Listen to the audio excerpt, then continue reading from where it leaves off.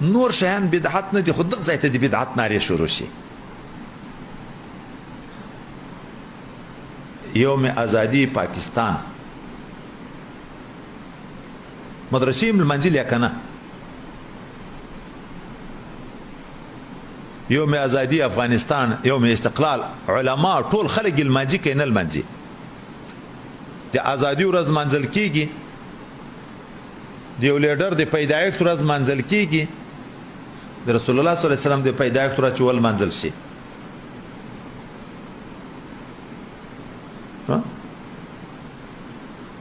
وجه دا ده چې نور خلک لګیا دي موږ د دین نه لرې کوي.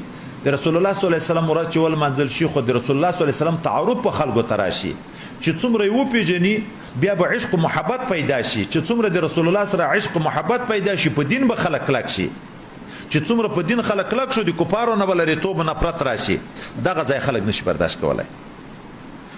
موږ ته یو څوک رامخته کړي دي د اسلام په جامه کې، هغه دا نارې وایي دا بدعت او دا بدعت ته، دا بدعت او دا بدعت ته.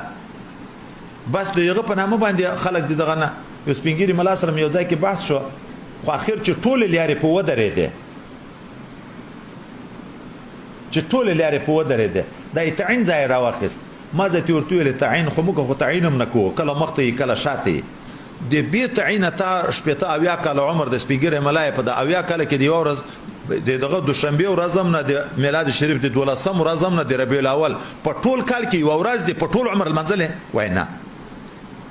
نو مالې د نبي علیه الصلاة والسلام څنګه خلک وپېژني چې تا په شپېته کاله ملایي کې د رسول الله صلی الله علیه وسلم په معجزو نه وغږېدې، د هغه په سیرت نه وغږېدې، د هغه اخلاق حمیده د خلکو ته نه کړه بیان، د عظمت خلکو ته په شپېته کاله کې ته سپین ږیری ملایې.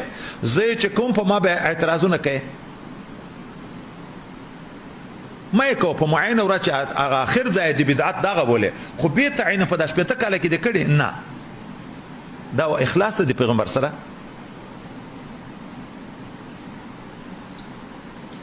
به هر تقدیر نو هغه کتابونه دغه ځای ما مطلب دا و، دغه ځای د بخاري هم په دلایلو کې یو دلیل را نقل کوي، نور دلایل هم ذکر کوي، یو دام ذکر کوي چې ابو لهب ته هم ګورئ د دغې خوشحالي پایده رسیږي چې مشرک ده، د نبی علیه السلام دښمن ده، یقیني په جهنم کې ده.